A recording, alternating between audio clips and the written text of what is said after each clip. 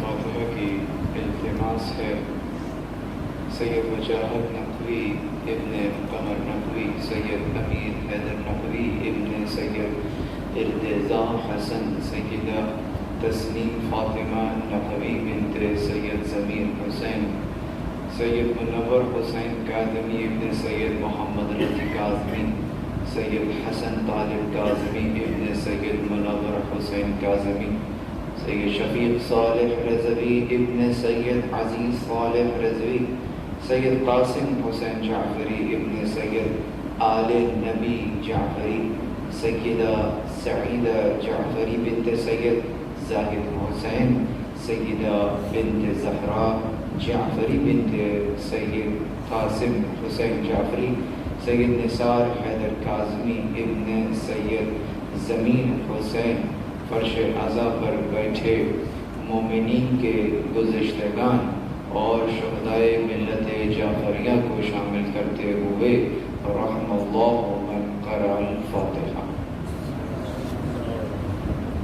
الحمدللہ رب العالمین الرحمن الرحیم مالک یوم الدین ایاک نعبد و ایاک نستعین اهدنا الصراط المستقیم صراط الذین انعمت علیہم غیر المغضوب علیہم ولا الضالین۔ درود پڑھیں محمد و آل محمد۔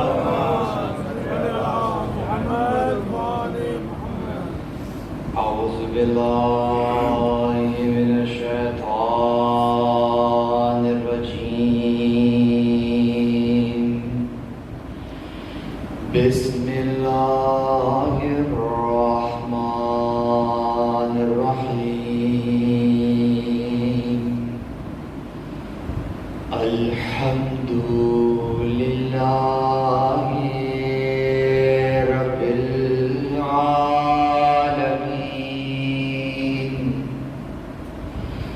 الحمد للہ الذی دلع لسان صباح بنطق تبلجه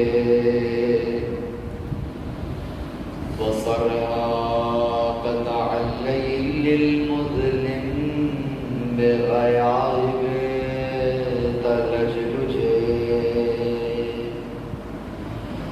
وأتقنا صنع الفلك الدبار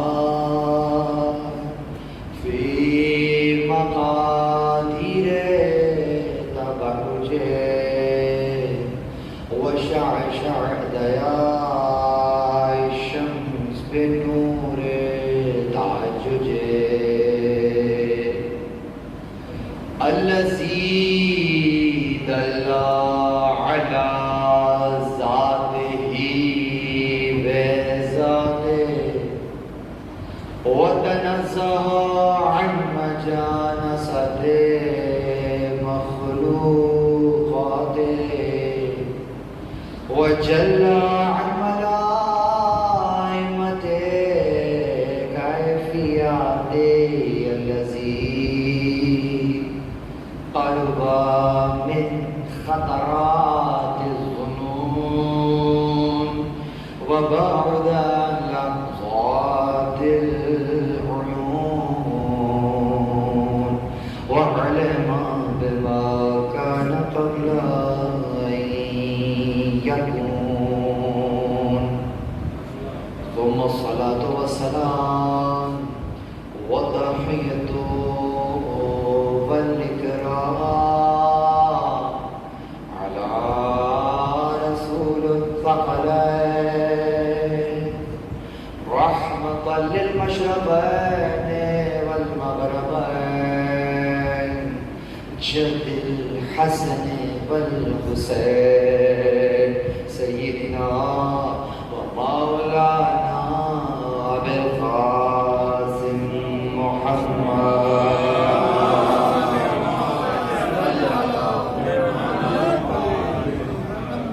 وأهل بيت الطيبين المعصومين المظلومين المنتجبين الذين أذهب الله عنهم الرجس وطهرهم تطهيرا.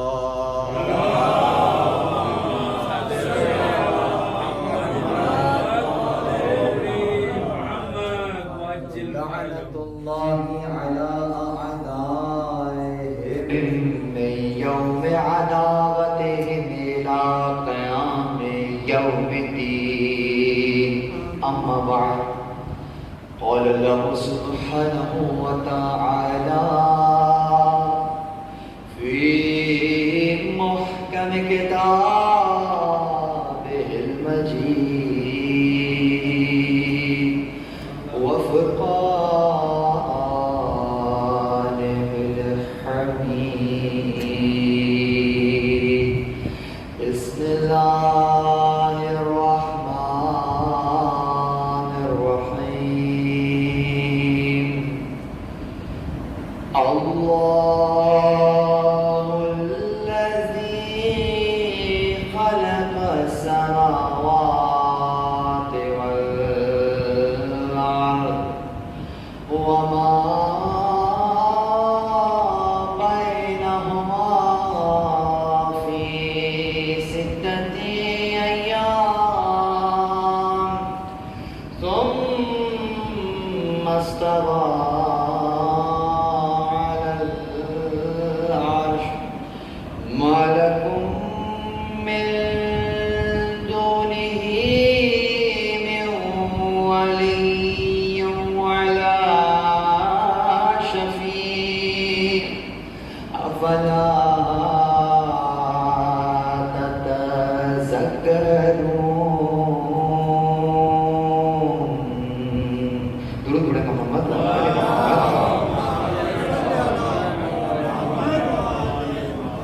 الحمد لله الذي جعلنا من المتمسكين بالقرآن الكريم وبولاية أمير المؤمنين وأئمة المعصومين عليهم السلام. درود بڑے محمد وآل محمد.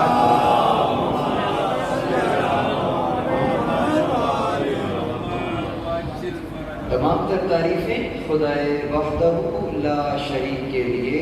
درود اور سلام محمد اور اہل بیت محمد علیہ السلام کی ذات مقدسہ پر حمد ہے اس خدا کی کہ جس نے ہمیں اور آپ کو قرآن کریم، ولایت امیر المومنین اور دیگر ائمہ علیہم السلام کی ولایت سے متمسک کیا.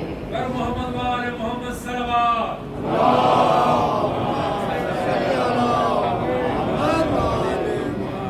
پروردگار عالم کا لطف ہے، پروردگار عالم کا احسان ہے، پروردگار عالم کی توفیق ہے کہ اس نے ہمیں اور آپ کو ایک اور موقع عنایت فرمایا کہ ہم اور آپ اس وقت کہیں اور نہیں بلکہ فرش عزا پر موجود ہیں، اور اپنے لیے، اپنی گزشتہ اموات کے لیے، بلکہ ان ارواح کے لیے کہ جو ابھی اس دار اسفل میں آئی بھی نہیں ہیں، ان کے لیے بھی رزق سمیٹ رہے ہیں. اور جو رزق ہم سمیٹ رہے ہیں یہ ختم ہونے والا رزق نہیں ہے، باقی رہنے والا رزق ہے.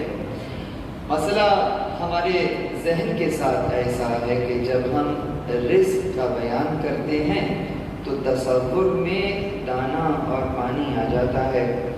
یہ رزق اگرچہ ہے لیکن رزق کی ایک ادنا شکل ہے. جس رزق کو ہم اور آپ اس فرش عزا سے پا رہے ہیں یہ ایک اور انداز کا رزق ہے. اگر آپ سے یہ کہا جائے جو کہ ذہن میں آ رہا تھا کہ فرش پہ بیٹھے ہیں جس طریقے سے ویسے ہی کبھی دسترخوان پر بیٹھے ہوتے ہیں تو دسترخوان پر کیا ہوتا ہے؟ رزق ہوتا ہے. کیا ہے رزق؟ کہا یہ روٹی رزق ہے، یہ پانی رزق ہے، یہ دانا رزق ہے. تو اگر اسے رزق کے عنوان سے دیکھا ہے اور اسے رزق جانا ہے تو میں اب ایک سوال قائم کر سکتا ہوں کہ یہ جو گندم ہے جسے آپ رزق سمجھ رہے ہیں، کیا یہ رزق ہے یا یہ خود محتاج رزق ہے؟ جسے میں رزق سمجھ رہا ہوں وہ تو خود محتاج رزق ہے کہ اگر گندم کو پانی نہ ملے تو گندم نہ ہو۔ اب ذہن میں سوال آیا کہ پھر پانی رزق ہوا؟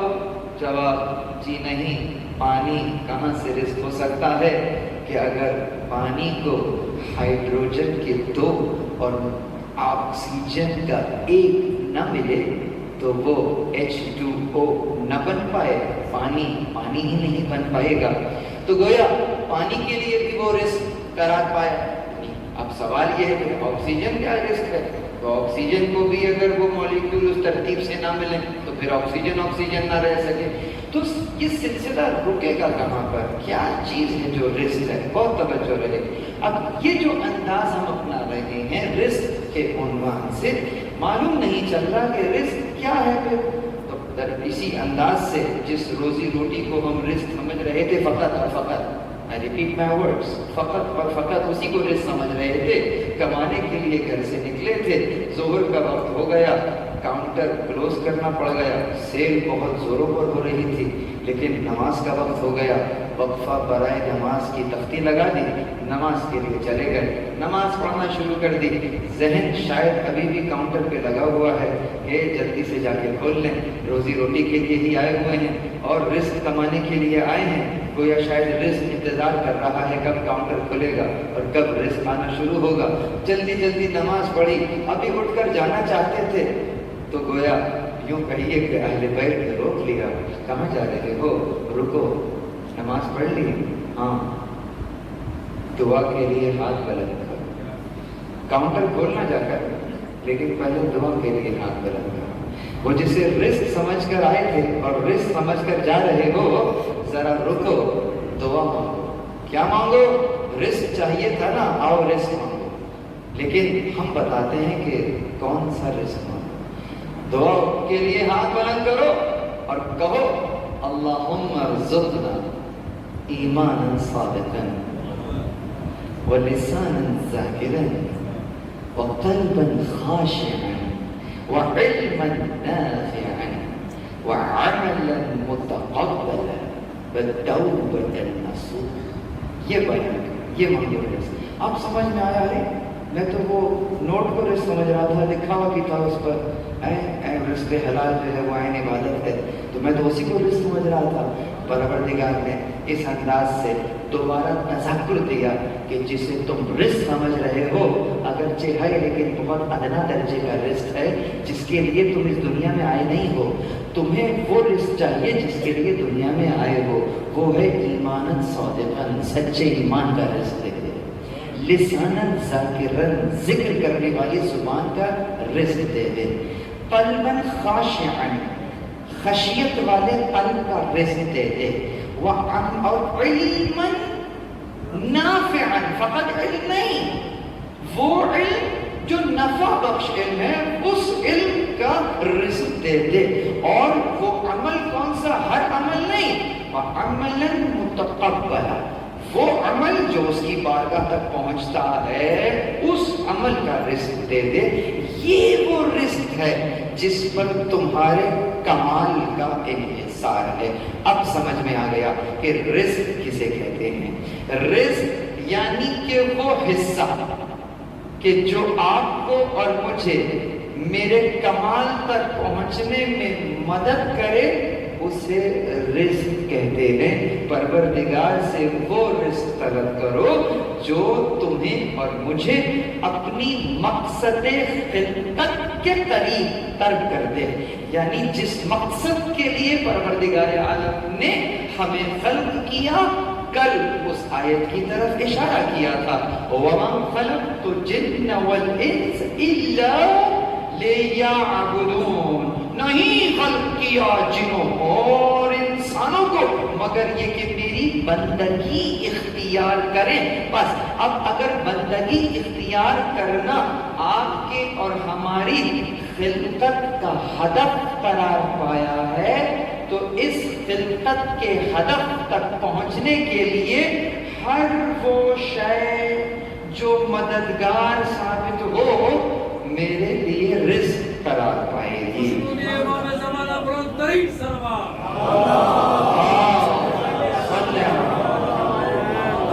اب مجھے بتائیے فرش اعلیٰ سے کیا مل رہا ہے؟ آپ مجھے بتائیے فرش اعلیٰ سے کیا مل رہا ہے؟ رزق مل رہا ہے یا نہیں مل رہا ہے؟ کون سا رزق مل رہا ہے؟ کربلا کا رزق مل رہا ہے. اگر تمام ان رزق کو سمیٹ کر ایک لفظ میں سمو دو تو کہو کربلا کا رزق مل رہا ہے. کیوں؟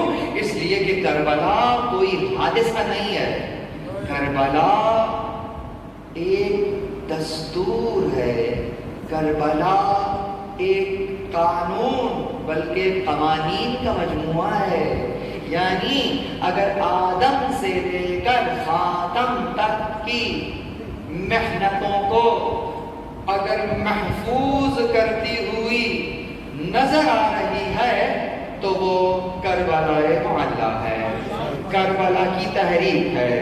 اسی لیے رسول اللہ نے فرمایا کہ حسین منی وانا من الحسین, حسین مجھ سے ہے اور میں حسین سے ہوں. چار معصومین علیہ السلام پہ بلندر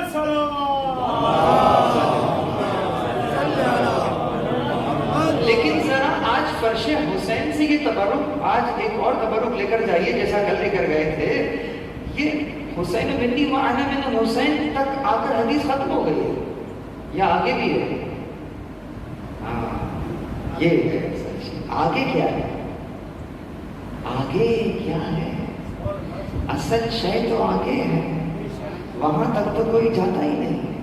مسئلہ میرے ساتھ یہ ہے کہ آدھی حدیثیں سن کے جب ہم بیان کرتے ہیں تو آدھی ہی بیان کر دیتے ہیں. خدا معلوم یہ بیچارے بچوں کا کیا بنے گا کہ جو آدھی حدیثیں سن رہے ہیں, جب یہ آگے اپنے بچوں کو بیان کریں گے تو اس آدھی کو بھی آدھی کر دیں گے, اور جب وہ اپنے بچوں کو بیان کریں گے تو بس فقط ایک لفظ ہی بیان کریں گے اور آگے جا کر حدیث ہی غائب ہو جائے گی. یہ نہ کریں. فرش اعلیٰ یعنی کہ کیا محافظہ ہے. تو آج حسین منی وانا من الحسین, اگر ذہن میں اگلا ٹکڑا نہیں آیا اور آج یہ اگلا ٹکڑا سن کر جا کر حفظ کر لیں گے تو سمجھ جائیے گا فرش اعلیٰ سے رزق لے کر چلے گئے ہیں. کیا ٹکڑا تھا اگلا ٹکڑا ہے احب اللہ من احب حسینا. اب اس جو جملہ ہے نا احب اللہ من احب حسینا, اس کے دو انداز کے ترجمے ہو سکتے ہیں. اس کے ترجمے دو انداز کے ہیں. احب اللہ من احب حسینا, اگر تو یہ جملہ خبریہ ہے تو اس کا ترجمہ ہے کہ اللہ اس سے محبت کرتا ہے جو حسین سے محبت کرتا ہے. اور اگر یہ جملہ انشائیہ ہو تو پھر ترجمہ بدل جائے گا. انشائیہ یعنی انشاء ہو رہا ہو تو اب ترجمہ ہوگا احب اللہ من احب حسینا.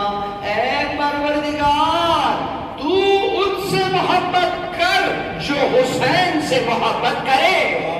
درود پر محمد و آل محمد کا.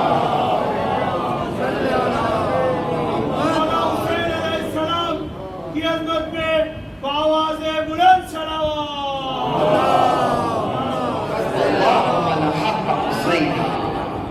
تو اس سے محبت کر جو حسین سے محبت کرے. بس عزیزو ان مجالس کا جو عنوان قرار پایا ہے وہ کربلا ظہور ولایت ہے. I repeat my words, میں نے ولایت نہیں کہا ہے, میں نے ولایت کہا. بات اصل ولایت کی ہے, ولایت تو ہمارا مسئلہ نہیں ہے, آگے چلیں گے انشاءاللہ. تو کربلا ظہور ولایت ہے, فتح کے ساتھ, زبر کے ساتھ. کس طریقے سے بیان کریں؟ یہ مجالس ہیں ہی اسی لیے کہ جو معلومات ہم رکھتے ہیں اور ان معلومات کو علم سمجھ بیٹھے ہیں, آئیے آج یہ درجہ بلند کریں کہ اب تک جسے علم سمجھ رہے تھے پتہ چلا وہ تو معلومات تھی. معلومات اور ہے, علم اور ہے، معلومات اور ہے، علم اور ہے۔ نامعلوم شے جب معلوم کے دائرے میں آ جاتی ہے تو وہ معلومات کہلاتی ہے۔ کتاب اٹھائی، کتاب پڑھنا شروع کی، کیا آیا؟ علم آ گیا؟ نہ، معلومات آئی ہے۔ معلوم نہیں تھا، پڑھا، معلوم ہو گیا ہے، علم نہیں آیا ہے۔ دوسری کتاب اٹھائی، پڑھی، کیا آیا؟ معلومات آئی ہے۔ تیسری، چوتھی، پانچویں، یہ جو اب معلومات آتی جا رہی ہے، اگر تو فقط اور فقط معلومات ذخیرہ ہوتی جا رہی ہے تو یہ پہاڑ بنتا رہے گا، معلومات ہی رہے گی، اگلے درجے میں نہیں آئے گی۔ لیکن جب تھوڑا تفکر اور تدبر کیا اور اس معلومات پر غور اور فکر کیا، بہت توجہ رہے، بہت آرام سے سمجھانا چاہتا ہوں کہ جب غور اور تفکر کیا اور اس غور اور فکر کے نتیجے میں ہم نے اس معلوم شے کو ایسے جان لیا جیسے جاننے کا حق تھا، اسی کو اگر عربی میں تعریف کریں تو علم کی تعریف ہی یہی ہے، العلم ادراک الشیء بحقیقتہ، کہ علم ادراک کا نام ہے کسی شے کے جیسی وہ ہے، یعنی آپ نے کسی شے کو ایسا جانا جیسی وہ ہے۔ کیا آیا؟ علم آ گیا ہے، یعنی معلومات کے زینے سے ایک درجہ اوپر کے زینے پر آ گئے، علم آ گیا۔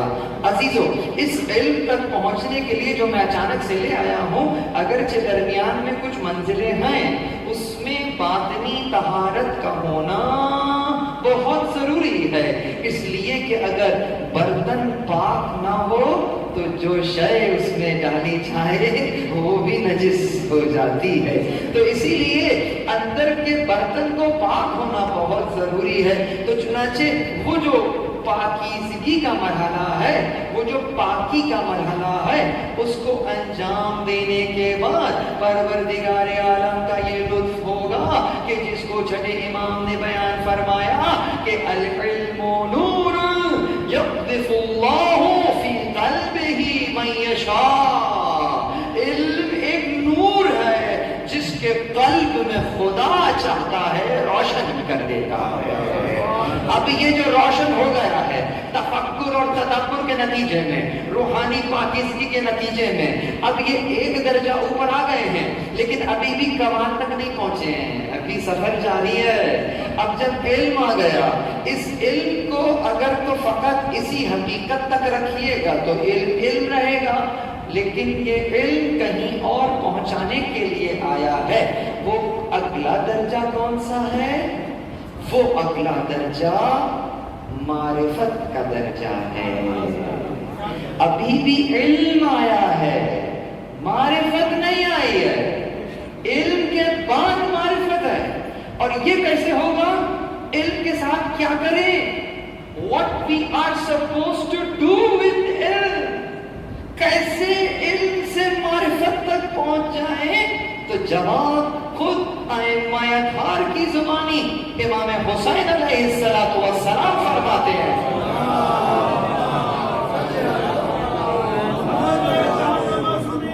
علیہ السلام پہ بلندر صلوات۔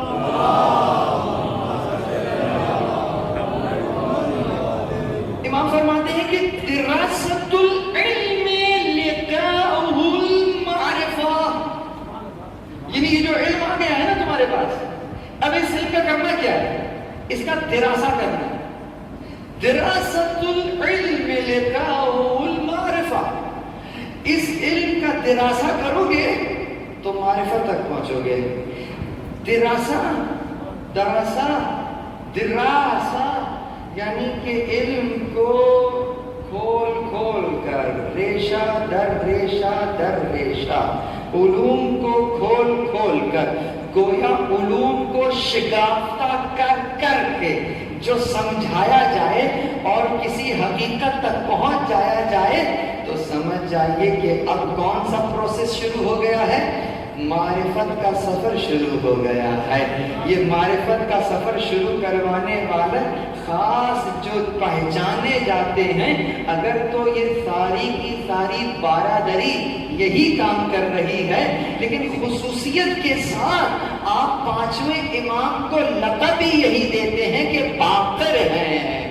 बाक़िर का मतलब ही बाक़िर यानी कि शिगाफ्ता करने वाला, यानी कि उलूम को शिगाफ्ता करने वाला, ऐसे बयान करने वाला कि सामने वाला बामारिफत हो जाए। दुरूद पढ़े मोहम्मद वाले मोहम्मद का बाक़िर।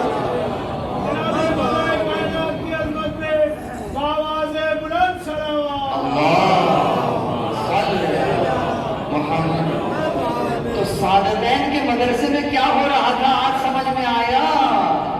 बाक़िर कर क्या रहे थे, उलूम को शिगाफ्ता कर रहे थे, गोया दिरासतुल इल्म कर रहे थे ताकि ये सामने वाले मारिफत तक पहुंच जाए। अब ये जो दिरासा हो रहा होता है, रेशा रेशा हो रहा होता है, इसका करना क्या है, ये तो रॉ मटेरियल है, इसके साथ तो प्रोडक्ट को तैयार करना है। इस मटेरियल का इस्तेमाल क्या है, इस मटेरियल को यानी ये जो दिरासा हो गया है इल्म का, इस दिरासा करने के बाद इस इल्म को कल्ब में वारिद करना है, और जब कल्ब में वारिद हो जाएगा तो फिर कल्ब की कैफियत क्या होगी, कल्ब वो नहीं रहेगा जो था, बल्कि मुतहर्रिक हो जाएगा। ये जो तहरीक पैदा हो जाएगी कल्ब में इस इल्म के दिरासा की वजह से, इसको मारिफत कहते हैं। ये जो मारिफत है, ये मारिफत होना शुरू हो गई, यानी कि कल्ब में वारिद होना शुरू हो गया। कल्ब किसे कहते हैं? अब मसला है कि एक एक लफ्ज के ऊपर अगर हम ठहर ठहर कर बात करेंगे तो फिर हमें अशरा चाहिए होगा, 3 से बात नहीं बनेगी। तो क्या हो, मारिफत किसे कहते हैं, कल्ब किसे कहते हैं? कल्ब का मतलब हमने कहा क्या है, कहा दिल। खत्म अल्लाह अला क़ुलूबि, अल्लाह ने उनके दिलों पर मोहर लगा दी। कौन से दिल पर मोहर लगा दी? Heart. This is nothing but the heart, this is nothing but the pumping statement. ये तो बॉडी को ब्लड सप्लाई करता है, इससे ज्यादा इस दिल का क्या काम है? खोल के देखने, मुझसे मेरी बात पे यकीन ना करें, डॉक्टर से पूछें, वो कहेगा पंपिंग स्टेशन है, इस पे मोहर लगी हुई है, इस दिल पे। अब तो हार्ट प्लांट हो जाता है ना, किसी काफिर का दिल किसी मोमिन में लगा दे तो क्या वो मोमिन काफिर हो जाएगा? सवाल है। तो कौन से दिल पे मोहर लगी है? जब तक वहां पे था मोहर लगी हुई थी, और यहां आया तो बेहतरीन मोमिन दिल हो गया। इसका मतलब मोहर लगी थी, लेकिन इस पर नहीं लगी, कल्ब पर लगी थी। परवरदिगार तो पहले दिन से कह रहा है कि कल्ब पर मोहर लगी। खत्म अल्लाह अला क़ुलूबिहिम, खत्म अल्लाह अला क़ुलूबिहिम। वो तुम हो जो कल्ब को दिल और दिल और दिल कह रहे हो, वो तो पहले दिन से कह रहा है कल्ब पर मोहर लगी। कल्ब का मतलब क्या है? कल्ब हम अपनी उर्दू में भी इस्तेमाल करते हैं। अगर आप कहें कि ये इमाम बारगाह न्यू रिजविया के कल्ब में वाक़ है, तो इसका मतलब क्या है? सेंटर, मरकज, यानी तुम्हारा मरकज, यानी मेरा मरकज, जो मेरी हकीकत है, उस हकीकत का कोई मरकज है या नहीं है? वो जो हकीकत का मरकज है, वो जो मेरा और आपका मरकज है, जहां से हिदायत सप्लाई होती है, अगर वहीं पर मोहर लगती जाए तो फिर तुम्हारे वजूद को हिदायत सप्लाई नहीं हो सकती। वो है तुम्हारा मरकज, जहां पे परवरदिगार मोहर लगा देता है कि अब यहाँ हिदायत का कोई भी चांस नहीं है, ये काफिर के काफिर ही रहेंगे। इसे कहा मरकज। कल्ब पर मोहर लग गई तो यहाँ पे क्या हुआ? कहा कल्ब पर वारिद हो गया, यानी तुम्हारे मरकज में वारिद हो गया। सुना है ना, दायरा इस्लाम में दाखिल हो गए। तो दायरा इस्लाम में दाखिल हुए हैं तो मुसलमान हो गए हैं, मोमिन थोड़ी ही हुए हैं। मोमिन और है, मुस्लिम और है, मुसलमान और है, मोमिनीन और है। फर्क क्या है? फर्क तो यही है, बड़ी बात नहीं है, आसानी सी बात है। दायरा बनाइए, उस दायरे का एक मरकज है या नहीं है, जिसे आप कल्ब कहेंगे। इस दायरे का कल्ब है या नहीं है? आने वाला मरकज में अभी दायरे में दाखिल हुआ है, मरकज तक नहीं पहुंचा है। जब तक मरकज तक नहीं पहुंचेगा, ایمان کی اس منزل پر کیسے پہنچے گا؟ یعنی اب اگر میں نشانیاں دیکھ دیکھ کے پہچاننا شروع کروں کہ سامنے والا مسلمان ہے یا مومن، تو مسلمان کی نشانی کیا ہے؟ جب تک کافر تھے نماز نہیں پڑھتے تھے، اب مسلمان ہو گئے ہو تو نشانی کیا ہے؟ حد فاصل ہے نماز۔ اگر نماز نہیں پڑھ رہے تو وہ تو کفر کی سرحدوں میں لے جاتی ہے۔ یعنی مسلمان ہونے کے لیے نماز کا پڑھنا ضروری ہے۔ اور کتنی رکعت پڑھنا ضروری ہے؟ کہا مسلمان کے لیے تو 17 رکعت پڑھنا ضروری ہے۔ یہ کیا ہے؟ واجب ہے۔ یعنی یہ نہ پڑھی تو پھر عذاب کے لیے تیار ہو جائیے۔ تو مسلمان کی نشانی کیا؟ جو کم از کم 17 رکعت نماز پڑھ رہا ہو، یہ مسلمان ہو گیا ہے۔ لیکن کیا مومن ہو گیا ہے؟ نہیں۔ امام سے پوچھا کہ اب ہم اگر مومن کو پہچاننا چاہیں اسی نماز سے تو کتنی رکعتوں سے پہچانیں؟ تو امام فرماتے ہیں علامات المؤمن خمسہ، مومن کی 5 علامتیں ہیں۔ میں اور آپ اپنی طرف سے مومن ہونے کی کوئی بھی نشانی بنا لیجئے، وہ میری اور آپ کی نشانیاں ہیں، لیکن امام جب دیکھ کر پہچانیں گے تو وہ اپنی نشانیوں سے پہچانیں گے۔ امام فرماتے ہیں علامات المومن خمسہ، مومن کی 5 علامات ہیں۔ صلاۃ احدی والخمسین، 51 رکعت یومیہ نماز، یہ مومن کی پہچان ہے۔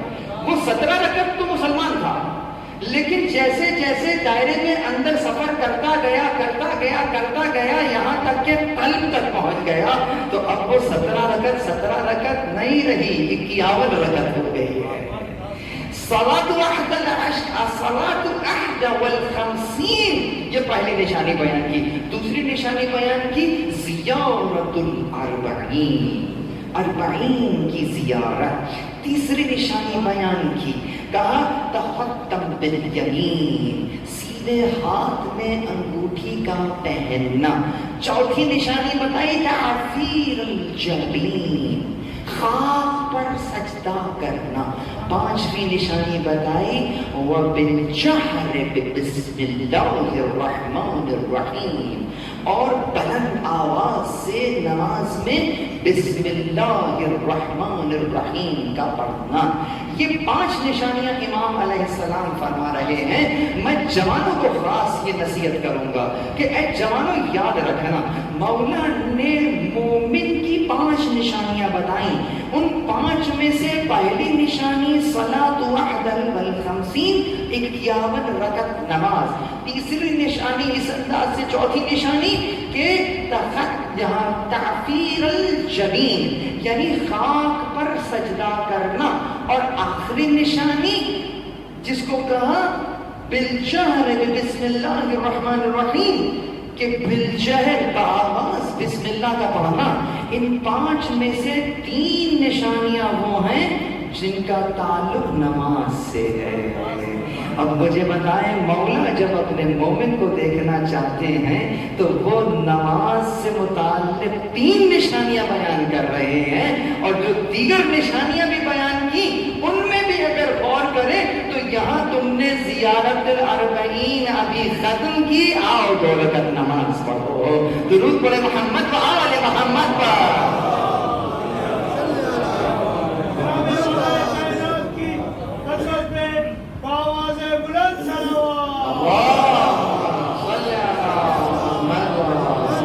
اچھا، اب یہاں تک آ گئے، کہاں تک پہنچ گئے؟ معرفت تک پہنچ گئے۔ کہاں سے چلے تھے؟ معلومات۔ پھر کہاں آئے؟ علم۔ اب کہاں آئے؟ معرفت۔ اب تو سمجھ رہے ہوں گے ماشاءاللہ بہت اوپر چلے گئے، سمجھ تو ایسے ہی آ رہا ہوگا۔ اللہ اکبر۔ میں آپ کو کوئی ڈس اپوائنٹ نہیں کر رہا ہوں، میں تو شوق دلا رہا ہوں کہ جس وادی میں آپ نے سفر کرنے کا ارادہ کیا ہے، یہ وادی وہ وادی ہے کہ جس کی کوئی حد نہیں ہے۔ اب جب وادی کی کوئی حد نہیں ہے تو اب اس سے کوئی فرق نہیں پڑتا کہ کوئی کہاں پہنچ گیا ہے.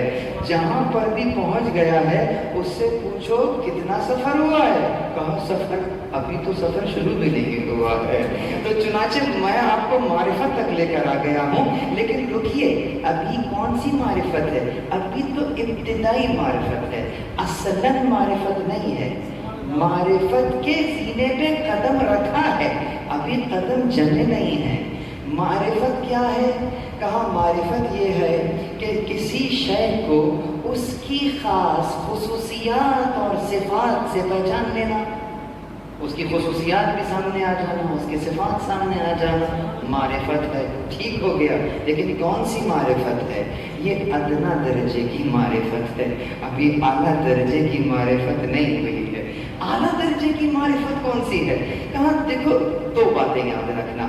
یہ جو جن خصوصیات اور صفات کو تم نے کسی شے کے لیے درک کر لیا ہے نا، یہ ایک ادنا درجہ تھا. اعلیٰ درجہ یہ ہے، بہت توجہ، اعلیٰ معرفت یہ ہے کہ کسی شے کو اس کے غیر سے جدا کر کے سمجھ جانا. یہ اعلیٰ معرفت ہے. آئیے ایک ایگزامپل اور ایک مثال دے کر سمجھا دیتا ہوں. مثلا یہاں پر اگر کوئی ڈاکٹر ہے کوئی ڈاکٹر یہاں پر ماشاءاللہ کوئی مثلا سلمان ہے جو کہ ڈاکٹر ہے، ڈاکٹر سلمان مثلا کیا کیا انہوں نے؟ علم طب حاصل کیا ہے، عالم ہیں. کس کے عالم ہیں؟ علم طب کے عالم ہیں. کتنے سال لگے علم حاصل کرنے میں؟ 6 سال لگے. مثلا 1 سال ہاؤس جاب بھی کیا تو 6 سال کے بعد ڈگری مل گئی ان کو MBBS کی. ٹھیک ہو گئی بات. ہم نے کہا یہ عالم ہو گئے ہیں. کس کے عالم ہوئے ہیں؟ طب کے عالم ہو گئے ہیں. تو گویا ان کی ایک صفت عالم ہونا قرار پائی یا نہیں قرار پائی؟ عالم ہونا سلمان کی صفت قرار پائی یا نہیں قرار پائی؟ قرار پائی. ٹھیک ہے. اچھا، اب آپ کے سامنے پروردگار کی صفات بیان ہو رہی ہیں اور کہا کہ اللہ کا وہ عالم ہے، سلمان بھی عالم ہے، اللہ بھی عالم ہے. اب آپ نے خصوصیات، معرفت یہی تھی نا کہ کسی کی خصوصیات سمجھنا. ٹھیک ہے، آپ نے سمجھ لی کہ بھائی یہ خصوصیت ایک صفت وہاں بھی ہے اور وہاں پہ کیا ہے کہ عالم ہے. یہ بھی عالم ہے، وہ بھی عالم ہے. فرق کیا ہے؟ تو اعلیٰ معرفت کیا تھی؟ کہ کسی شے کو اس کے غیر سے جدا کر کے سمجھنا. یہ ہے اعلیٰ معرفت. تو عالم یہ بھی ہے، عالم وہ بھی ہے. تو اس کے عالم ہونے میں فرق کیا ہے؟ آئیے فرق سمجھاتا ہوں. سلمان 6 سال میں عالم ہوئے طب کے. 6 سال پہلے سلمان علم طب کے عالم تھے یا نہیں تھے؟ 6 سال پہلے نہیں تھے. 6 سال کے بعد ہو گئے. اور آپ کو پتا ہے کیسے عالم ہو گئے؟ 6 سال کے بعد جو صفت ان میں آ گئی ہے نا یہ عالم ہونے کی، یہ ایسی راسخ ہو گئی ہے ان کے قلب میں کہ اگر میں سلمان سے کہوں نا کہ کل فرش پر آئیے گا تو یہ اپنا علم طب خود سے جدا کر کے آئیے گا. یہ خود سے جدا نہیں کر سکیں گے. اتنا قلب میں وارد ہو گیا ہے، اتنا جذب ہو گیا ہے، یہ خود سے جدا نہیں کر سکتے. اس کا مطلب سمجھ رہے ہیں بات؟ ایسے عالم ہیں، آسان نہیں ہے. لیکن اس کے باوجود فرق کیا ہے؟ فرق یہ ہے کہ 6 سال پہلے سلمان عالم نہیں تھے. ٹھیک ہے، لیکن عالم تو نہیں تھے، لیکن کیا علم طب بھی نہیں تھا؟ علم طب تو تھا، سلمان عالم نہیں تھے. تو علم طب تھا، سلمان عالم نہیں تھے. انہوں نے کیا کیا؟ سلمان نے اس علم کو کسب کیا اور اپنے قلب میں وارد کیا. علم اور تھا، سلمان اور تھے. انہوں نے علم کو کسب کیا اور قلب میں وارد کیا، نتیجے میں عالم کہلائے. گویا ان کے مقابلے پر علم تھا، علم کے مقابلے پر ان کی ذات تھی. اب آ جائیے اس عالم میں کہ جب آپ اس بارگاہ احدیت میں کہتے ہیں کہ وہ عالم ہے تو وہ کیسا عالم ہے؟ وہ ایسا عالم نہیں ہے کہ اس کی ذات الگ تھی، علم الگ تھا اور علم کو کسب کر کے جذب کر کے وہ عالم ہو گیا. جی نہیں، ایسا تصور کرنے میں خدا کی ذات کے مقابلے میں ایک شے تصور کرنا پڑے گی جو محال کہ اگرچہ وہ عالم ہے لیکن ایسا عالم نہیں ہے. سلمان جو عالم ہے وہ علم کے ساتھ عالم ہے اور خدا بذات عالم ہے. درود پر محمد و آل محمد پر. بذات عالم ہے، غیر کی مدد سے عالم نہیں ہے، خود اپنی ذات پر عالم ہے. یعنی کہ کسی کا محتاج نہیں ہے. سلمان علم حاصل کرنے میں محتاج تھا، خدا علم حاصل کرنا اس کی ڈکشنری میں، یہ میں سمجھانے کے لیے کہہ رہا ہوں، حاصل کرنا یہ آپ اور میں ہیں جو کہ حاصل کرتے ہیں، اور اس حاصل کرنے میں جو مدد ہے وہ وہی پروردگار عالم کرتا ہے. درود پڑھیں محمد و آل محمد پر.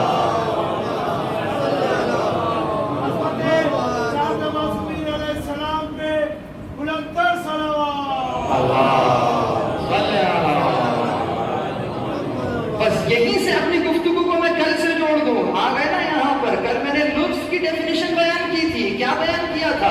ہر کام جو پروردگار اپنے مکلفین کی طرف، یعنی مکلفین کی طرف نسبت دے کر جو انجام دے رہا ہے وہ لطف ہے، وہ پروردگار کا لطف ہے. انبیاء کا بھیجنا لطف ہے، ہدایت کا کرنا لطف ہے، آپ کو اور مجھے رزق مہیا کرنا لطف ہے. یعنی ہر وہ شے جو مجھے میرے کمال تک پہنچائے، اس تک پہنچانے کے لیے اگر پروردگار کوئی ایڈ دے رہا ہے، اس ایڈ کا ملنا لطف ہے. فرش اعضا لطف ہے. کیوں؟ جس امام سے منسوب ہے اس کی امامت لطف ہے. یقیناً یہ امامت یقیناً جو کارہائے نبوی کا تسلسل ہے، جو انبیاء علیہ السلام کے وظائف کا تسلسل ہے، وہ انبیاء علیہ السلام کے وظائف کہ جو آپ کے اور میرے لیے ہو رہے تھے لطف پروردگار ہے. کیونکہ اگر یہ انبیاء نہ ہوتے تمہاری ہدایت کا سلسلہ نہ ہو پاتا. یہ تمام کی تمام چیزیں کیا کہنا ہے؟ لطف ہے. اس لطف کی دو قسمیں ہیں. آج لطف کی دو قسمیں. پہلی قسم کیا؟ پہلی قسم ہے لطف محصل. دوسری قسم کیا؟ دوسری قسم ہے لطف مقرب.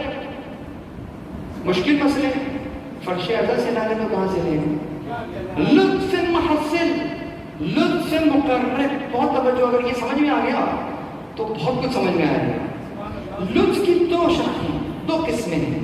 محصل کا مطلب کیا ہے؟ لطف محصل کا مطلب یہ ہے کہ پروردگار عالم ان لوازمات کو، ان مقدمات کو بھی انجام دے جن کے سائے میں تکلیف کا ہدف ملنا ہے.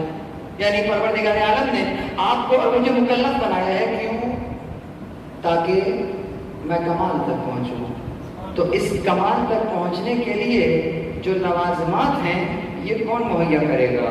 پروردگار. آسان زبان میں سمجھاؤں.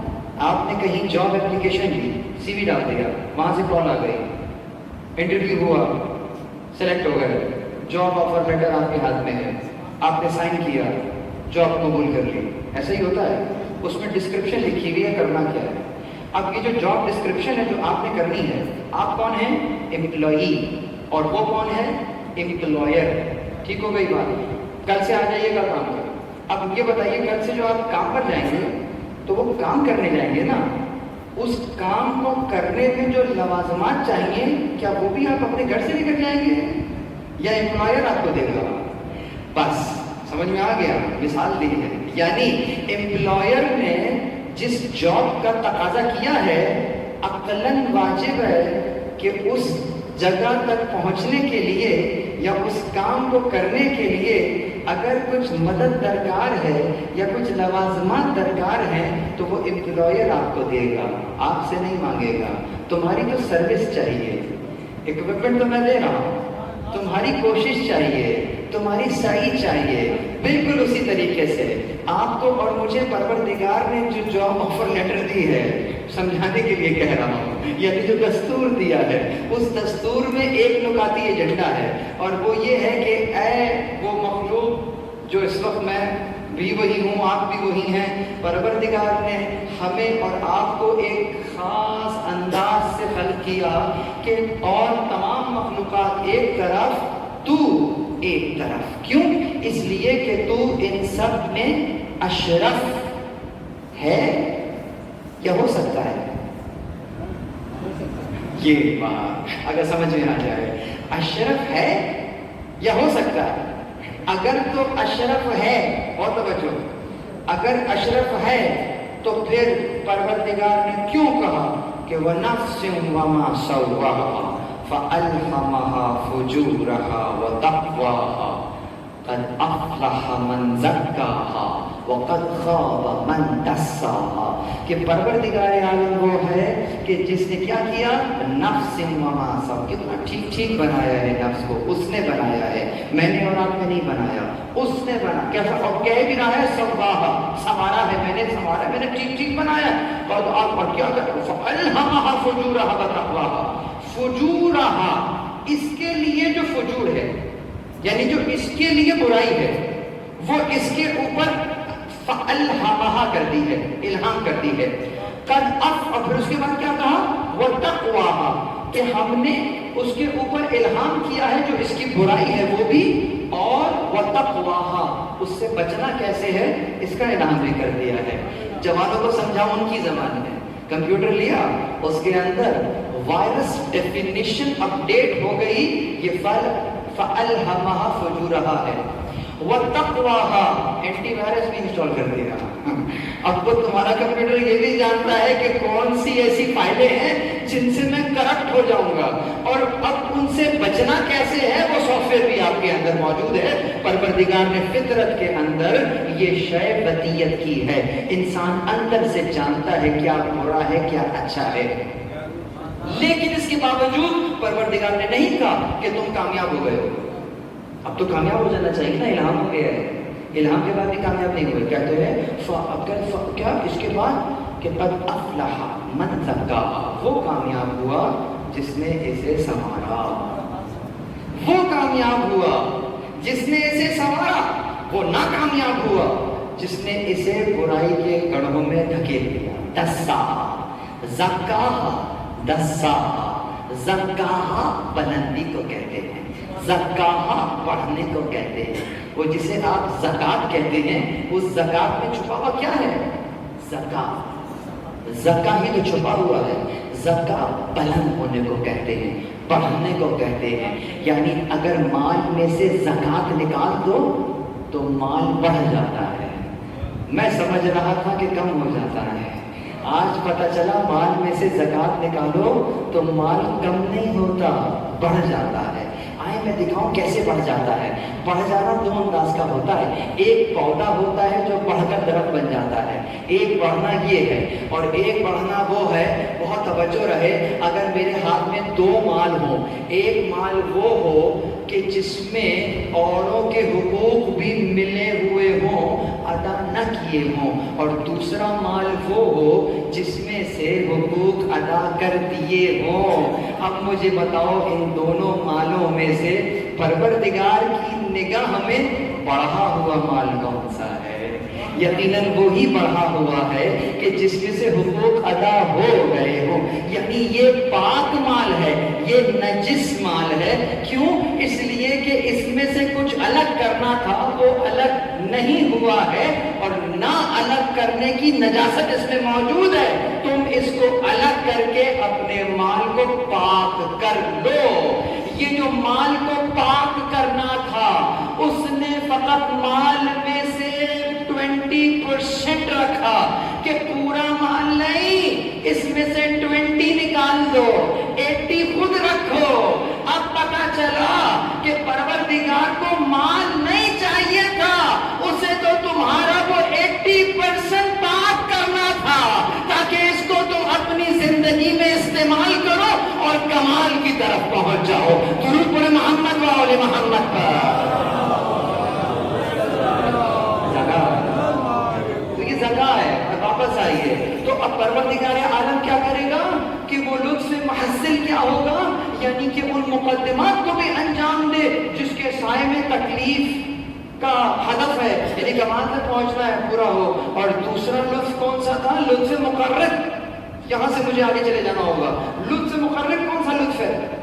لطف مقرب یہ ہے کہ پروردگار عالم، بہت توجہ، یعنی پروردگار عالم کسی کام کے کرنے یا کسی کام سے رکنے، دونوں انداز سے، ان امور کو انجام دینے یا امور کو انجام نہ دینے کی تشویق دلوائے، یعنی جس کو آپ کہیں گے قرب کروائے، قریب کروائے. یہ ہاتھ پکڑ کے نہیں کرے گا، یہ آپ کو بتا کے کرے گا. کیا؟ یہ کام کرو اتنا اجر دوں گا، یہ کام کرو اتنا اجر ملے گا، اور وہ نہ کرنا عذاب ہوگا. تو یہ اجر کو سامنے رکھا، یہ عذاب کو سامنے رکھا. تو یقیناً اگر یہ اجر کو سامنے نہ رکھا جاتا تو اکثر لوگ اچھے کاموں کو انجام نہیں نہ دیتے کہ اس میں کوئی ثواب تو ہے نہیں. وہ جو کیلکولیٹر لے کر کام کرتے ہیں کہ اس میں اتنی نیکیاں، اس میں اتنی نیکیاں، یہ کر لو وہ کر لو، تو ایسے لوگ تو اچھے کام کرتے ہی نہیں، کیونکہ اس میں نیکی نہیں ہے. اب سمجھ میں آیا کہ نیکیوں کو سامنے، یہ جو اس میں جو اجر ہے، جو ثواب ہے، اس کو جو سامنے رکھنا تھا، ثواب کو سامنے رکھنا ہدف نہیں تھا.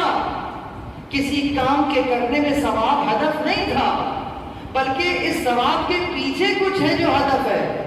بالکل اسی طریقے سے کہ اگر بچہ دودھ نہ پی رہا ہو، ماں اس کو چاکلیٹ دکھاتی ہے کہ دودھ پی لو، بچہ چاکلیٹ دیکھتا رہتا ہے، دودھ پی لیتا ہے. تو بچے سے پوچھو دودھ کیوں پیا، کیا کہتا ہے؟ چاکلیٹ کے لیے. لیکن اگر ماں سے پوچھو کہ تم نے دودھ کیوں پلایا، تو کیا ماں کا جواب بھی یہی ہوگا کہ چاکلیٹ کے لیے؟ سوال سمجھ میں آ رہا ہے؟ اگر یہ ہمیں یہاں سمجھ میں آ رہا ہے تو اس بارگاہ میں کیوں نہیں سمجھ میں آتا؟ اب اگر ماں سے پوچھو کہ کیوں پلایا، تو وہ کیا کہے گی؟ چاکلیٹ کے لیے. جی نہیں. ماں کا جواب کیا ہوگا؟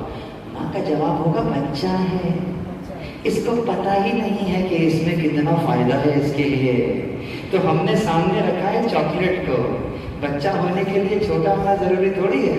کبھی کبھی داڑھی مونچھ آنے کے بعد بھی انسان بچہ ہی ہوتا ہے، تو اس کو بھی سامنے چاکلیٹ دکھانی پڑتی ہے کہ دیکھو یہ کام کرو اتنے حج کا ثواب دے دوں گا. تو اتنے حج کے ثواب کے لیے ہی وہ کام کر لیتا ہے. اگرچہ وہ حج کا ثواب دینا مقصد نہیں تھا، مقصد تو پیچھے چھپا ہوا تھا. جب کہا کہ جس نے قبر حسین علیہ السلام کی زیارت کی تو اس کو 1 حج 1 عمرے کا ثواب، کبھی کہا 7 حج 7 عمرے کا ثواب، کبھی کہا 70 حج 70 عمرے کا ثواب. یہ جو ثواب دیے چلے جا رہا ہے، یہ ثواب دینا مقصد تھوڑی ہے، مقصد کچھ اور ہے. ایک مرتبہ قبر حسین پر آؤ تو صحیح، نظر آئے گا کہ وہ ولایت ہوتی کیا ہے جس کا ظہور میں ان مجالس میں آپ کو بیان کر رہا ہوں. ایک مرتبہ تم کربلا کی زمین پر تو آؤ، تمہیں نظر آئے گا کہ بندگی کیا ہوتی ہے، ولایت کیا ہوتی ہے. درود پڑھے محمد و آل محمد پر. بس عزیزوں، کی عظمت میں آواز بلند سلام.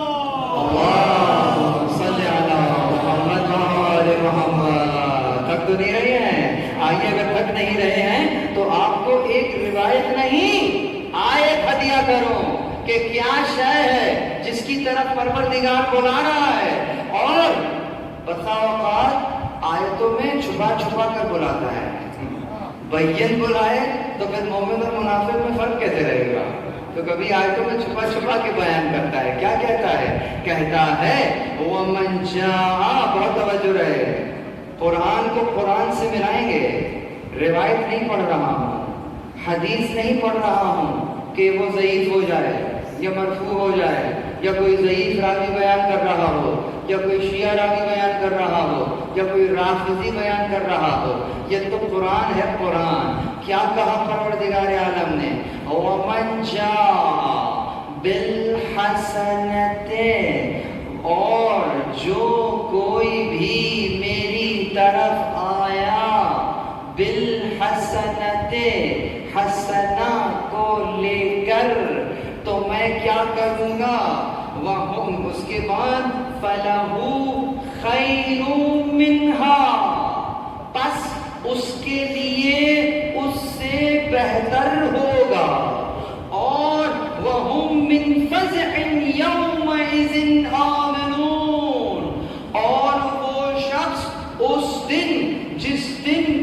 مصیبت کا دن ہوگا یہ شخص اس مصیبت کے دن سے بچا رہے گا.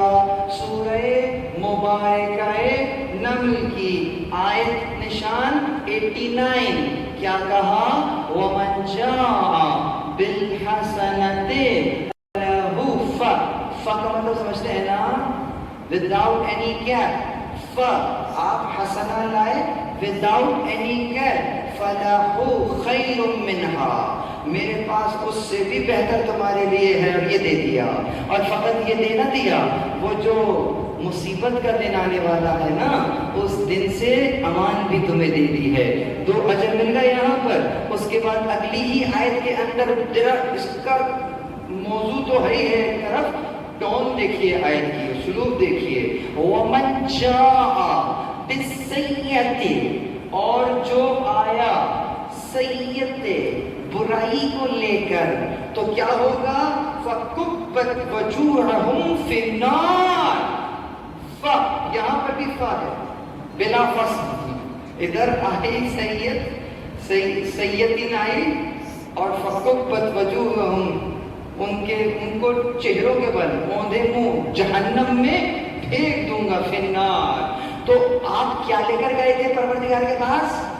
حسنہ. اچھا حسنہ لے کر گئے تھے، حسنات لے کر گئے تھے. میرے دامن میں حسنہ ہے کہ حسنات ہے؟ ذہن میں کیا ہے؟ حسنات کسے کہتے ہیں؟ اچھائیاں. اور سیئات کسے کہتے ہیں؟ برائیاں. تو ہم جیسوں کے دامن میں تو حسنات بھی ہیں سیئات بھی ہیں. آپ حسنات لے کر گئے، نماز لے کر گئے، روزہ لے کر گئے، حج لے کر گئے، امر بالمعروف ونہی عن المنکر لے کر گئے، زکات لے کر گئے، خمس لے کر گئے، تبرع لے کر گئے، تبرع لے کر گئے. یہ تمام کی تمام چیزیں آپ کے پاس موجود ہیں نا. تو یہ سب چیزیں آپ لے کر جا رہے ہیں تو یہ حسنہ ہے یا حسنات؟ ہونا کیا چاہیے تھا؟ وَمَنْ جَاءَ بِالْحَسَنَاتِ لیکن آئے کیا ہے؟ وَمَنْ جَاءَ بِالْحَسَنَةِ جو حسنہ لے کر آئے گا. تو بس اب کوئی پوچھنے کی بات نہیں ہے. فَلَهُ خَيْرٌ مِّنْهَا اس کے میرے لیے، میرے پاس اس کے لیے خیر ہے. اور وہ جو لے کر آئے گا بِالسَّيِّئَةِ جو سیئت لے کر آئے گا، جو برائی لے کر آئے گا، اس کے لیے کیا ہے؟ اوندھے منہ جہنم. پرابلم ہو گئی. میرے نامہ اعمال میں برائی بھی ہے، میرے نامہ اعمال میں اچھائی بھی ہے. اس مجلس میں کوئی ایسا ہے جو یہ دعویٰ کرے کہ اس کے نامہ اعمال میں سوائے نیکیوں کے اور کچھ نہیں ہے؟ معصوم یہ دعویٰ کر سکتے ہیں، معصومین یہ دعویٰ کر سکتے ہیں کہ ان کے پاس کوئی گناہ نہیں ہے، کوئی لغزش نہیں ہے، کچھ نہیں ہے. آپ اور میں یہ دعویٰ نہیں کر سکتے. تو پروردگار عالم کو کہنا چاہیے تھا نا حسنات لے کر آؤ. وہ کہہ رہے حسنہ لے کر، حسنہ لے کر آؤ. اگر حسنہ لائے وہ ٹھیک ہے، وہ ساری باتیں اپنی جگہ موجود ہیں، لیکن کوئی حسنہ ایسی ہے کہ پروردگار کہہ رہا ہے کہ اگر یہ حسنہ ہے تو فَلَهُ خَيْرٌ مِّنْهَا تمہارے لیے اس سے بہتر موجود ہے اور تمہارے لیے اس دن میں امان ہے. کوئی پریشانی نہیں ہوگی، تمہیں سیدھے جنت میں ہوگی. لیکن اگر تم کوئی برائیاں نہیں برائی لے کر آئے تو وہ برائی ایسی برائی ہوگی کہ جب وہ برائی سامنے آئے گی نہ کچھ پوچھنے کی ضرورت ہے، نہ تمہیں کچھ بتانے کی ضرورت ہے. فَكُبَّتْ وَجُوهُهُمْ فِي النَّارِ اوندھے کو جہنم میں ڈال دیے جائیں گے. پروردگار وہ حسنہ کون سی ہے؟ وہ حسنہ کون سی ہے جو لے کر آنی ہے؟ آئیے قرآن میں آئیے. جس طرح حدیث آدھی پڑھی تھی نا، اسی طرح آیتیں بھی اکثر آدھی پڑھتے ہیں، اسی لیے یہ مسئلہ ہے. آئیے آج پوری آیت پڑھتے ہیں. کون سی آیت؟ 36 بار سنی ہوئی ہے آیت، لیکن آدھی سنی ہے. آج پوری سن لیتے ہیں. کیا کہا؟ قُلْ لَا أَسْأَلُكُمْ عَلَيْهِ أَجْرًا إِلَّا الْمَوَدَّةَ فِي الْقُرْبَى کہ ان سے کہہ دیجئے کہ میں تم سے کچھ نہیں مانگتا. إِلَّا الْمَوَدَّةَ فِي الْقُرْبَى مگر یہ کہ میرے قرابت داروں کی مودت. آیت آگے چلی. وَمَن يَقْتَرِفْ حَسَنَةً نَزِدْ لَهُ فِيهَا حُسْنًا جو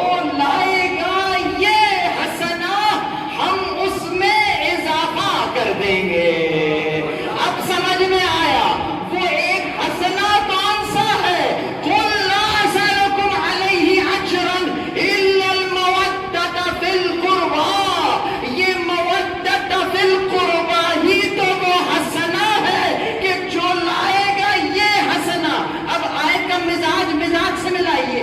वमन यक़्तरिफ, और जो लाएगा हसनतन, ये हसना, नज़द लहू फीहा हुसना।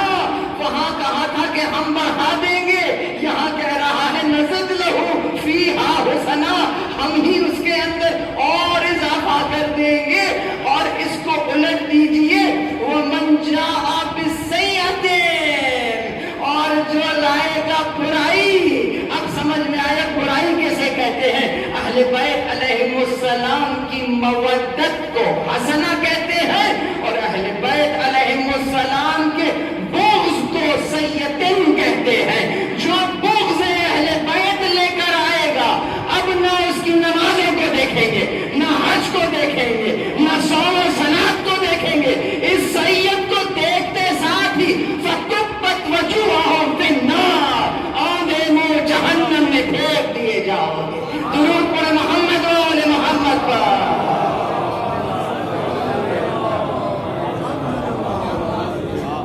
आयत पढ़ी है, रिवायत नहीं पढ़ी है। अब रिवायत पढ़ दूं, अब तो रिवायत पढ़ी जा सकती है। ये क्या थी? ये तो आयत सीधी सीधी आयत है। वो कौन सी आयत थी? सूरह नम्ल आयत नंबर 89 ये आयत पर शुरू मारूफ, कुल ला असलुकुम अलैहि अजरन इल्ला मवद्दत फिल कुर्बा व मन यक़्तरिफ हसनतन। तो फिर हम क्या करेंगे? हम नज़िद लहू फीहा हसना, हम इसके अंदर इजाफा कर देंगे। अजीजों, अब आइए उस हदीस के ऊपर, शरह आज नहीं कर सकूंगा।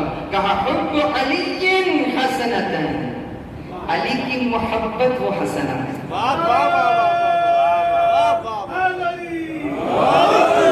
लयदरु मअहा सय्यदन। इस हदीस की तशरीह करनी पड़ेगी मुझे, आज वक्त सुना रहा हूँ तो कल जो आज आए हैं उन पर वाजिब हो जाएगा कि कल भी सुनने के लिए आ जाए, वरना गलत तरफ चले जाएंगे। कहा हुब्बु अलीय्यिन हसनतन ला यदर्रु मअहा सय्यदन, अली की मोहब्बत वो हसना है कि जिसके होते हुए कोई सय्यदन, कोई बुराई नुकसान नहीं पहुंचा सकती। व बुग़्ज़ु अलीय्यिन सय्यदन, और अली का बुग़्ज़ वो बुराई है। ला यनफ़उ मअहा हुसना, कि अगर इस बुराई के साथ कोई हसना है, ये कोई फायदा नहीं पहुंचा सकता। दुरूद पढ़े मोहम्मद व आले मोहम्मद पर।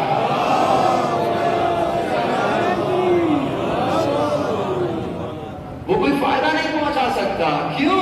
अब समझ में आया। इसलिए वजह क्या है? वजह ये है कि अली की मोहब्बत यानी कि क्या? यानी महबूब के रंग में रंग जाना। ये है मोहब्बत अली, ये नहीं है। और यहाँ तो पर बात मोहब्बत की हो रही है, लेकिन जो मांगा है वो मोहब्बत नहीं मांगी है, वो मवद्दत मांगी है। मोहब्बत नहीं मांगी है, मवद्दत मांगी है। कुल ला असलकुम अलैहि अजरन इल्ला, अगर होता इल्ला महब्बत फिल कुर्बा, मोहब्बत अरबी वर्ड लफ्ज़ है, उर्दू का है, तो मोहब्बत आ सकता था ना, मोहब्बत नहीं आया है। क्या आया? मवद्दत आया। फर्क क्या है मोहब्बत और मवद्दत में? बहुत तवज्जो। अजीज़, मोहब्बत हो जाती है, मवद्दत की जाती है। मोहब्बत हो जाती है, मवद्दत की जाती है। मोहब्बत के इजहार का नाम मवद्दत है। मतलब अगर मैं ये कहूँ कि मैं आपसे बड़ी मोहब्बत करता हूँ, बहुत मोहब्बत करता हूँ, और खुदा न खास्ता आप बीमार हो गए, ऐसे बीमार हुए कि हॉस्पिटल खुदा आपको लंबी उम्र दे, और मैं मिसाल दे रहा हूँ, और उसके बाद क्या हुआ? महीना गुजर गया, 2 महीना गुजर गया, सेहत याब हो गई, घर पे भी आ गए, और उसके बाद यूं ही चलते फिरते हम आपस में टकरा गए। मैं नहीं आया, हम रास्ते में टकरा गए, और मैंने कहा मैं आपसे बहुत मोहब्बत करता हूँ। आप कहेंगे चाहिए चाहिए, रहने दीजिए, मोहब्बत करते हैं। अरे हम पर ऐसा वक्त आया था, आ नहीं सकते थे, एक टेलीफोन ही कर दिया होता, एक मैसेज ही कर दिया होता।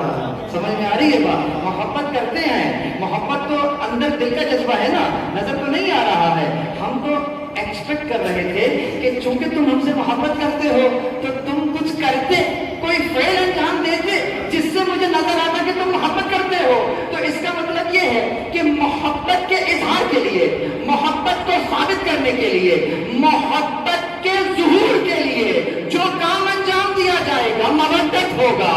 अब मुझे बताओ, ये फर्श अज़ा बिछाया है, ये मोहब्बत का इजहार नहीं है तो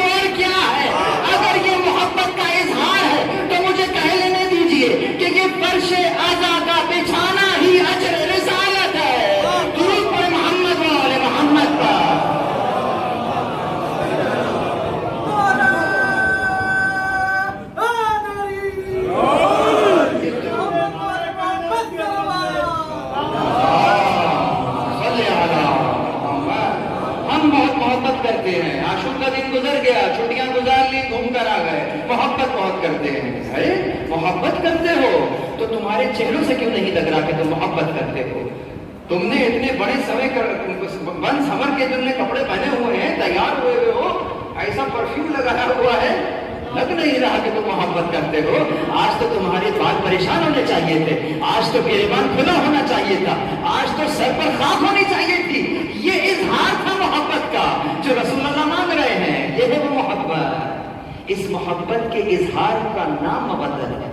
لیکن عزیزوں, بہت احتیاط کے ساتھ کہ یہ جو احتیاط, یہ جو اظہار ہے, اس اظہار کو کرنے میں ضروری نہیں ہے کہ محبت کے اظہار میں جو چیز کی جائے وہ جائز ہے. محبت کا اظہار اپنی جگہ, لیکن فقہ اسلامی اپنی جگہ. فقہ اسلامی کی نظر آپ کے افعال پر رہے گی, اس لیے کہ آپ محبت کا اظہار کریں گے. جب محبت کا اظہار کریں گے تو کوئی فعل انجام دیں گے. جب فعل انجام دیں گے تو علم فقہ وہی علم ہوتا ہے جو آپ کے اور میرے افعال سے بات کرتا ہے. جیسے ہی کوئی فعل انجام دیا جائے گا, فقہ دیکھے گی اور اپنی لیب میں ٹیسٹ کرے گی کہ یہ جائز ہے یا ناجائز ہے, حلال ہے کہ حرام ہے, مستحب ہے کہ مباح ہے, مکروہ ہے یا کیا ہے. یہ تمام کے تمام معاملات فقہ بیان کر رہی ہوگی. یقیناً محبت کا اظہار ہے, ہر طرح سے ہو سکتا ہے. کسی نے کہا جی نہیں, جیسے بھی کیا جائے محبت کا اظہار جائز ہے, تو ہم ان کو جواب دے رہے ہیں کہ ذرا سمجھیے گا, محبت کا اظہار اپنی جگہ ہے. میں مثلاً سلمان کے پاس چلا گیا ان اپنی محبت کے اظہار کے لیے, اور گیا دیکھا سلمان صاحب گھر پہ موجود ہیں, تحفے تحائف لے کر گیا تھا. یہ تحفے تحائف کا لے کر جانا کیا ہے؟ محبت کا اظہار ہے کہ نہیں ہے؟ فعل ہے یا نہیں ہے؟ اور فقہ نے کہا اچھا ہے, مستحب ہے کہ مومن کے پاس جاؤ تو یہاں کچھ لے کے جاؤ, کوئی سوغات لے کر جاؤ, ایک دوسرے کو تحفہ دو. ارے اگر کچھ دے نہیں سکتے تو ایک کام کرو, جیسے ہی سامنے آ جائے اگر نہیں بھی جانتے تو سلام کرو. یہ سلام کا کرنا کیا ہے؟ یہ بھی تحفہ ہے. تحفہ سلام آپ نے دے دیا تو یہ تحفہ دو, یہ محبت کا اظہار ہے, یعنی کہ محبت کا اظہار ہے. آپ نے تحفہ دے دیا, یقیناً ان کا بچہ آیا چھوٹا, آپ نے اس کو اٹھایا, پیار کیا. یہ کیا ہے؟ چونکہ میں ان سے محبت کرتا ہوں, یہ ان کی محبت کا اظہار ہے. یہ محبت کا اظہار ہو رہا ہے, جائز ہے, پھر دیکھ رہی ہے, جائز ہے, ٹھیک ہے. اچھا ان کی بیٹی آ گئی بڑی, 22-25 سال کی, اب کیا کروں؟ وہ جیسے بچے کو پیار کیا تھا ویسے ہی پیار کروں اس کو. محبت کا اظہار ہے, جو کروں جائز ہے. یہ ہے وہ بات یہاں لانا چاہ رہا. اگرچہ محبت کا اظہار ہے, لیکن جو فعل انجام دے رہے ہو دیکھ لو کہ وہ فعل کہیں ایسا تو نہیں جس پہ فقہ کو اعتراض ہے, وہ فعل کہیں ایسا تو نہیں جس پہ شریعت کو اعتراض ہے. تو ہر وہ کام کرو جس سے شریعت کو اعتراض نہ ہو. یقیناً اظہار محبت کرو, لیکن اس اظہار محبت میں شریعت کو پامال نہ کر دینا. درود پر محمد و آل محمد پر. بس مسئلہ یہاں پر یہی ہے, یہ اہل بیت علیہ السلام کا وہ مقام ہے, وہ مرتبہ ہے کہ ان کی مودت کو مانگا گیا ہے. لیکن عزیزوں, یہ ستم ہے کہ اگر رسول اللہ یہ کہہ کر جاتے کہ میں جا رہا ہوں, میرے جانے کے بعد میرے اہل بیت پر ظلم کرنا, تو شاید یہ مسلمان اتنا ظلم نہ کرتے. جی جائے کہ کہہ کر گئے ہیں کہ قُلْ لَا أَسْأَلُكُمْ عَلَيْهِ أَجْرًا إِلَّا الْمَوَدَّةَ فِي الْقُرْبَىٰ, کہ میں تم سے کچھ اجر نہیں مانگ رہا ہوں مگر یہ کہ میرے قرابت داروں سے مودت کرنا. عزیزوں, امت نے کچھ ایسے اجر دیے کہ نہ فقط ان کو تیروں اور تلواروں سے نشانہ بنایا بلکہ اس کے بعد لاش کو بھی پامال کر دیا. میں نے مقتل میں پڑھا کہ ایک ملعون کہتا ہے کہ ہم 10 لوگ تھے اور حسین کی لاش کو پامال کر رہے تھے. ایک ملعون کہتا ہے کہ جب گھوڑوں کی ٹاپوں نے حسین کو پامال کرنا شروع کیا ہے تو حسین کی پسلیوں کے ٹوٹنے کی آواز میں نے اپنے کانوں سے سنی. عزیزوں, کیا سن رہے ہیں؟ جہاں گھوڑے دوڑ رہے ہو, جہاں شور کی آواز ہو, جہاں ہر طرف آوازیں بلند ہو, وہاں اگر پسلیوں کے ٹوٹنے کی آوازیں بلند ہو, زہرا کی کمائی ہے. اللہ اکبر. مجھے آج ایک بچی کا تذکرہ کرنا ہے نا, جب یہ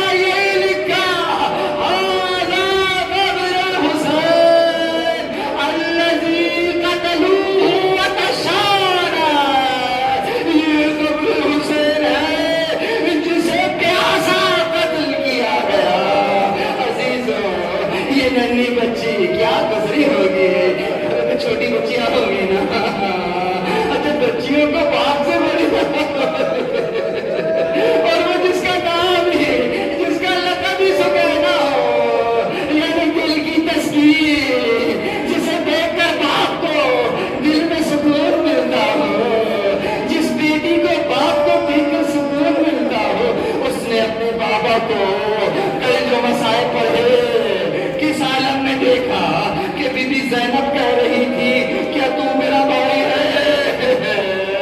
اللہ اکبر، میں نے وہاں بی بی کے بیان کیے تھے نا. آج اس چھوٹی بچی کا تذکرہ کرنا ہے. یہ بچی اپنے بابا کے قدموں سے لپٹ گئی. اب کچھ کر رہے ہیں بچی جدا نہیں کر رہے. جب بچی جدا نہیں ہوئے بچی کو اذیت دی گئی اور اس انداز سے ہٹایا گیا. بچی نے بھوپی اماں سے کہا، کیا کہا؟ صحیفہ کربلا میں علی نظری منفرد لکھا ہے، کہتے ہیں کہ جب بچی کو جدا کیا گیا نا، بچی نے بی بی زینب سے کہا بھوپی اماں توجہ رکھیے، یہ مسائل بھی ہیں، مسائل میں فضائل بھی ہے. اس بچی کا مکاشفہ دیکھیے، یہ 4 سال کی بچی ہے، اس نے وہ بات سنی ہے کہ جو اوروں نے نہیں سنی. کہا بھوپی اماں میں نے گویا سنا بابا کہہ رہے تھے شیعت محمد ان شربتم العزم فاذکرونی او سمعتم بغریب او شہید فاذکرونی. اللہ اکبر، کہہ رہے تھے اے میرے شیعوں جب کبھی بھی شیریں پانی پینا میری پیاس کو یاد کر لینا. اللہ اکبر.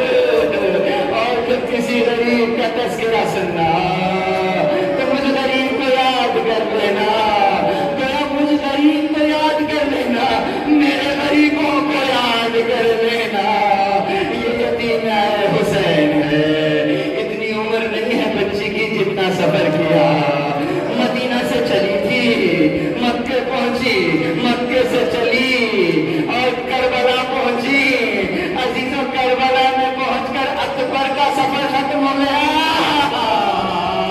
علی اصغر کا سفر ختم ہو گیا، لیکن سکینہ کا سفر ابھی کوفے جانا ہے، ابھی شام جانا ہے. بچی کوفہ میں آئی اور بچی نے خدا معلوم زندان کیسے ہوتے ہیں دیکھا ہی کب تھا.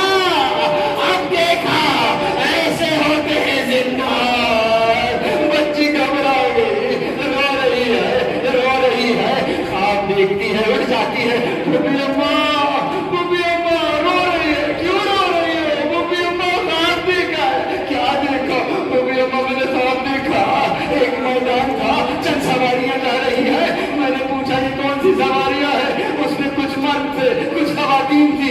جیسے ہی نظر کی مردوں کو دیکھا، کسی نے بتلایا یہ آدم ہے، یہ نوح ہے، یہ ابراہیم ہے، یہ موسیٰ ہے. کہا یہ کون ہے؟ یہ کون سے ضعیف مرد ہیں جنہیں انہوں نے سہارا دیا ہے؟ کہا یہ رسول اللہ ہے، کربلا جا رہے ہیں. اللہ اکبر. کہا یہ خواتین کون ہے؟ کہا یہ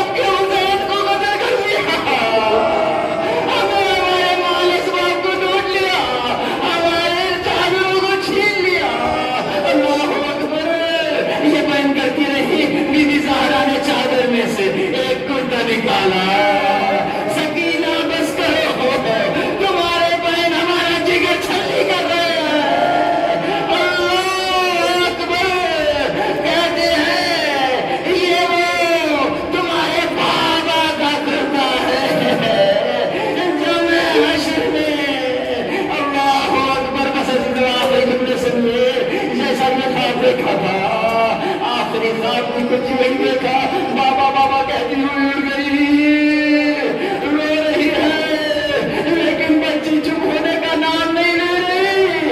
अब क्या देखा, हाकिम ने दस्त में कुछ भेजा है, सब्ज रुमाल पड़ा हुआ था। अहले हरम समझे कि शायद बच्ची के लिए कोई ग़िज़ा का इंतजाम है। यहाँ से जैसे ही रुमाल को उठाया, खुदा किसी बेबी को बाप का सर दिखलाए। बच्ची ने लपक कर बाबा को अपनी आगोश में लिया, नन्हे नन्हे हाथों से दाढ़ी को साफ करती जाती। बाबा, आपकी दाढ़ी को आपके खून से किसने साफ किया? बाबा, इन सूखी रगों पर खंजर किसने चला दिया? अल्लाह अकबर, आखिरी जुमला सुनेंगे। अब इसको मन से बात समझ के समझिएगा, इसको महसूस कीजिएगा। हुसैन ने अपने रुखसार को वहाँ करबला में जमीन पर रखा था। इस बच्ची ने अपने रुखसार को बाबा के रुखसार पर क्या रख दिया कि जैसे बाबा का सर फिर न उठा। अरे शाना हिलाती रह गई। सकीना उठो, सकीना उठो, लेकिन जिंदान में की शब्द है, इन्ना लिल्लाह व इन्ना इलैहि राजिऊन। वसयअलमुल लज़ीना ज़लमू अय्यमन क़लबन यन्क़लिबून। जिन लोगों ने ज़ुल्म किया है उन्हें करीब मालूम हो जाएगा, किस जगह लौटाए जाएंगे। परवरदिगार इमाम ज़मान का जल्द ज़हूर फरमा, हमें उनके आवाज़ और अंसार से फरार दे। मातम हुसैन, या हुसैन, या हुसैन। अच्छा